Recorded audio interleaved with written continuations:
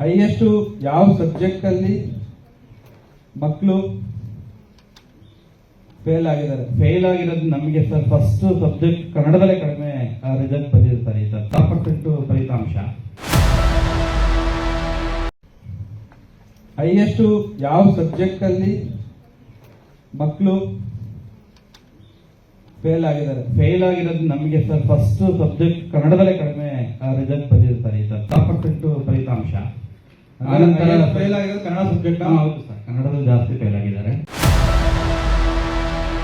H D. ಕೋಟೆ ತಾಲೂಕಿನಲ್ಲಿ ಕನ್ನಡ ಭಾಷೆಯೇ ಕಷ್ಟನ? ಶಿಕ್ಷಕರು ಮಕ್ಕಳಿಗೆ ಹೇಳ್ಕೊಡ್ತಿಲ್ವಾ ಕನ್ನಡ ವ್ಯಾಕರಣ? ವೀಕ್ಷಕರೇ, ಈ ಒಂದು ಡೌಟ್ ಬರೋದಕ್ಕೆ ಕಾರಣ SSLC ಫಲಿತಾಂಶ. ಹೌದು, SSLC ಪರೀಕ್ಷೆಯಲ್ಲಿ ಮೈಸೂರು ಜಿಲ್ಲೆಯಲ್ಲಿ ಎಚ್.ಡಿ. ಕೋಟೆ ತಾಲೂಕಿಗೆ ಎಷ್ಟನೇ ಸ್ಥಾನ ಸಿಕ್ಕಿದೆ ಗೊತ್ತಾ? ಕೊನೆ ಸ್ಥಾನ. ಅಲ್ಲಿಗೆ ತಿಳ್ಕೊಳ್ಳಿ ನಮ್ಮ ಎಚ್.ಡಿ. ಕೋಟೆ ತಾಲೂಕಿನಲ್ಲಿ ಎಷ್ಟರ ಮಟ್ಟಿಗೆ ಮಕ್ಕಳಿಗೆ ಶಿಕ್ಷಕರು ವಿದ್ಯಾಭ್ಯಾಸ ಹೇಳ್ಕೊಡ್ತಿದ್ದಾರೆ ಅಂತ. ಈ ಮಾತು ಕೇಳಿ ಶಾಸಕ ಅನಿಲ್ ಚಿಕ್ಮಾದು ಅವರೇ ಶಾಕ್ ಆಗಿ ಹೋದ್ರು. ಅತಿ ಹೆಚ್ಚು ಮಕ್ಕಳು ಕನ್ನಡ ಭಾಷೆಯಲ್ಲೇ ಫೇಲ್. ಕಾಂಗ್ರೆಸ್ ಶಾಸಕ ಅನಿಲ್ ಚಿಕ್ಮಾದು ಅವರೇ ಶಾಕ್.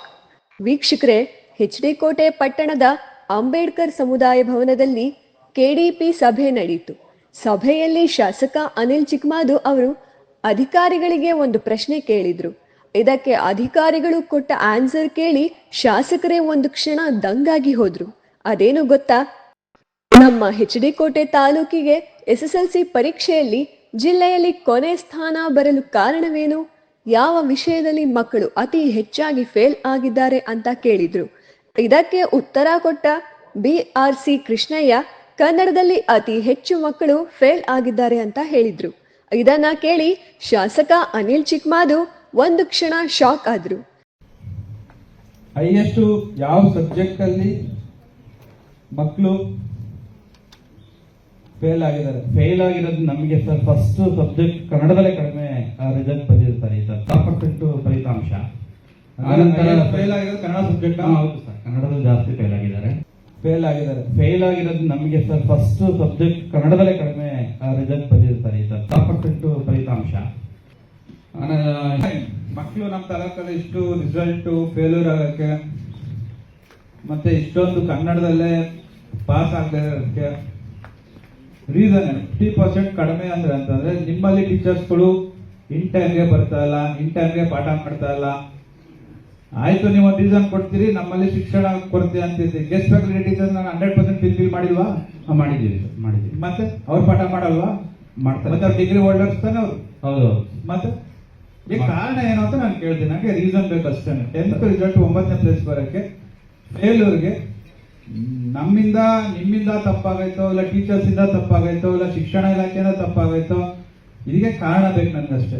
ನಾವು ಕಷ್ಟಪಟ್ಟು ತಗೊಂಡು ಬಂದು ಕ್ಲಾಸ್ ರೂಮ್ಸ್ಗಳಲ್ಲಿ ಅಂಚಲ್ಲಿರೋದನ್ನೆಲ್ಲ ನಾವು ತಾಸಿ ಕನ್ವರ್ಟ್ ಮಾಡಿ 120 ಹೊಸ ಕ್ಲಾಸ್ ರೂಮ್ಸ್ಗಳು ಮಾಡ್ಕೊಡ್ತೀವಿ. ಶಿಕ್ಷಣ ಇಲಾಖೆಗೆ ನಾವು ಅತಿ ಹೆಚ್ಚು ಆದ್ಯತೆ ಕೊಡ್ತಾ ಇದೀವಿ. ಹೌದು. ಇಷ್ಟೆಲ್ಲ ಮಾಡ್ಕೊಟ್ರು ಕೂಡ ರಿಸಲ್ಟ್ 10th ಅಲ್ಲಿ ಯಾಕೆ ಬರ್ಲಿಲ್ಲ ಅಂತ ಬೇರೆ ತಾಲೂಕು ಮಕ್ಕಳುಗಳು ಎಲ್ಲ ಫಸ್ಟ್ ಸೆಕೆಂಡ್ ಅಂತ ಬಂದಿರ್ತದೆ. ವೀಕ್ಷಕರೇ, ಮಾತೃಭಾಷೆಯಲ್ಲಿ ಮಕ್ಕಳು ಅನುತ್ತೀರ್ಣ ಆಗುತ್ತಿದ್ದಾರೆ. ಯಾರು ಹೊಣೆ? ಮಕ್ಕಳ ಅಥವಾ ಶಿಕ್ಷಕರ? ಸಭೆಯಲ್ಲಿ ಅಧಿಕಾರಿಗಳು ಕೊಟ್ಟ ಸಿಲ್ಲಿ ರೀಸನ್ಗೆ ನಗಬೇಕೋ ಅಳಬೇಕೋ ಗೊತ್ತಾಗ್ತಿಲ್ಲ. ಮಕ್ಕಳು ಶಾಲೆಗೆ ಬರ್ತಿಲ್ವಂತೆ, ಅದಕ್ಕೆ ಮಕ್ಕಳು ಕನ್ನಡ ಭಾಷೆಯಲ್ಲಿ ಫೇಲ್ ಆಗ್ತಿದ್ದಾರಂತೆ. ಇದನ್ನ ಯಾರಾದ್ರೂ ನಂಬೋ ಮಾತಾ? ಮಕ್ಕಳು ಶಾಲೆಗೆ ಬರ್ಲಿಲ್ಲ ಅಂದ್ರೆ ಯಾರು ರೆಸ್ಪಾನ್ಸಿಬಿಲಿಟಿ? ಮಕ್ಕಳ, ಶಿಕ್ಷಕರ? ಮಕ್ಕಳಿಗೆ SSLC ಪರೀಕ್ಷೆ ಮಹತ್ವ ತಿಳಿಸಿಕೊಡ್ಬೇಕಾದದ್ದು ಯಾರು? ಟೀಚರ್ ಆದವರು ನೀವೇ ತಾನೆ. ಮಕ್ಕಳನ್ನ ತರಗತಿಗೆ ಹಾಜರಾಗುವಂತೆ ಮಾಡಬೇಕಾದದ್ದು ಯಾರು? ನೀವೇ ತಾನೆ. ಮಕ್ಕಳು ಪದೇ ಪದೇ ತರಗತಿಗೆ ಗೈರು ಆದ್ರೆ ಪೇರೆಂಟ್ಸ್ ಮೀಟಿಂಗ್ ಮಾಡಿ ಅವರ ಪೋಷಕರ ಗಮನಕ್ಕೆ ತರಬೇಕಾದದ್ದು ಯಾರು? ನೀವೇ ತಾನೆ. ಫೇರ್ವೆಲ್ ಪಾರ್ಟಿ, ವೆಲ್ಕಮ್ ಪಾರ್ಟಿ, ಆ ಪಾರ್ಟಿ ಈ ಪಾರ್ಟಿ ಅಂತ ಮಾಡ್ತೀರಾ. ಯಾಕೆ? ನೀವು ಖಾಸಗಿ ಶಾಲೆಗಳಲ್ಲಿ ಮಾಡುವಂತೆ ಪೇರೆಂಟ್ಸ್ ಮೀಟಿಂಗ್ ಮಾಡಿ ಮಕ್ಕಳ ಕಲಿಕೆ ಬಗ್ಗೆ ಅವರ ಪೋಷಕರಿಗೆ ಯಾಕೆ ತಿಳಿಸುತ್ತಿಲ್ಲ? ಗಂಟೆಗೆ ಸೀಮಿತರಾಗದೆ ಯಾಕೆ ನೀವು ಸ್ಪೆಷಲ್ ಕ್ಲಾಸ್ ತಗೊಳ್ತಿಲ್ಲ? ಇದರಲ್ಲೇ ಗೊತ್ತಾಗುತ್ತೆ ನಿಮ್ಮಲ್ಲಿ ಎಷ್ಟು ರೆಸ್ಪಾನ್ಸಿಬಿಲಿಟಿ ಇದೆ ಅಂತ. ಪಾಠ ಮಾಡದೆ ಹೋದ್ರೆ ಮಕ್ಕಳು ಯಾವ ಆಧಾರದ ಮೇಲೆ ಪಾಸ್ ಆಗ್ತಾರೆ? ಶಿಕ್ಷಣದ ಗೈಡ್ಲೈನ್ಸ್ ಇರ್ತಕ್ಕಂಥ ಸ್ಥಳದಲ್ಲೇನೆ ಅವ್ರು ಎಲ್ಲಿ ಇದೆ ಅಲ್ಲಿರ್ಬೇಕು, ಕ್ವಾರ್ಟರ್ಸ್ ಅಲ್ಲಿ ಇರ್ಬೇಕು ಅನ್ನೋದು ಇರ್ತಕ್ಕಂಥದ್ದು. ಇಲ್ಲಿಂದ ಮೈಸೂರಿಂದ ಅಪ್ ಅಂಡ್ ಡೌನ್ ಮಾಡ್ತಾರೆ. ಬಟ್ ಅವ್ರು ಅಪ್ ಅಂಡ್ ಡೌನ್ ಮಾಡಿ ಅವರೇನು ನಾವೇನು ಬೇರೆ ರೀತಿ ಅವ್ರ ಫ್ಯಾಮಿಲೀಸ್ ಇರ್ತದೆ ಅವ್ರದ್ದು ಇರ್ತದೆ. ಬಟ್ ಇನ್ ಟೈಮ್ಗೆ 9:30 ಅಂದ್ರೆ 9:30 ಕ್ಲಾಸ್ ರೂಮ್ ಬರೋಕ್ಕೆ ಅದಕ್ಕೆ ಏನ್ ಕಾರ್ಯಕ್ರಮಗಳನ್ನ ರೂಪಿಸಿದ್ವಿ. ಇನ್ನಾದ್ರೂ ಸರ್ಕಾರಿ ಶಾಲೆಗಳಲ್ಲಿರುವ ಶಿಕ್ಷಕರೇ ಮಕ್ಕಳಿಗೆ ಗುಣಾತ್ಮಕ ಶಿಕ್ಷಣ ನೀಡುವ ಬಗ್ಗೆ ಗಮನ ಹರಿಸಿ. ನಿಮ್ಮಲ್ಲಿರುವ ನಿರಾಸಕ್ತಿಯಿಂದಲೇ ಇಂದು ಸರ್ಕಾರಿ ಶಾಲೆಗಳು ಮುಚ್ಚುತ್ತಾ ಬರ್ತಿರೋದು.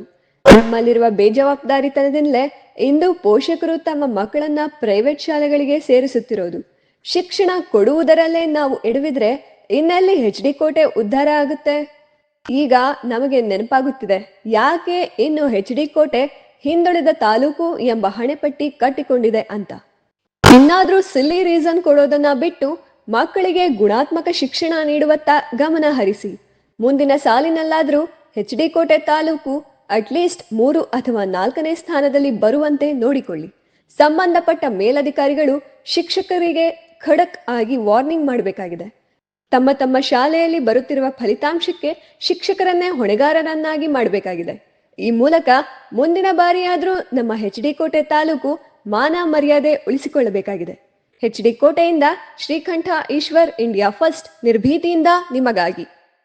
ಇಂತಹ ನೈಜ, ಇಂಟ್ರೆಸ್ಟಿಂಗ್ ಹಾಗೂ ಕ್ಯೂರಿಯಾಸಿಟಿ ಸುದ್ದಿಗಳು ನಿಮಗೆ ಸಿಗಬೇಕು ಅಂದ್ರೆ ಇಂಡಿಯಾ ಫಸ್ಟ್ ಟಿವಿ ಸಬ್ಸ್ಕ್ರೈಬ್ ಮಾಡಿ. ಒಂದು ಲೈಕ್ ಕೊಟ್ಟು ವಿಡಿಯೋ ಶೇರ್ ಮಾಡುವ ಮೂಲಕ ನಮ್ಮನ್ನು ಮತ್ತಷ್ಟು ಪ್ರೋತ್ಸಾಹಿಸಿ. ಇಂಡಿಯಾ ಫಸ್ಟ್, ನಿರ್ಭೀತಿಯಿಂದ ನಿಮಗಾಗಿ.